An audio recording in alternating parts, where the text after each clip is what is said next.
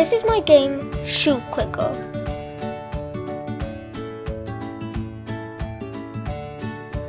To play the game, you have to click on the shoe in the middle. When you click on the shoe, you will get shoe points. When you get to 50 shoe points, you can buy an extra shoe. When you buy an extra shoe, the game will give you one extra shoe per second. You can see the shoes going up. When you get to 100 points, you can buy the shoe shop.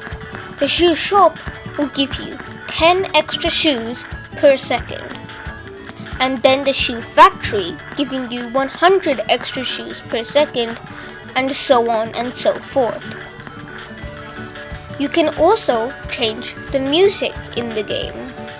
If I move the slider and reload the game, the music changes. I have 5 different styles of music, something for everyone.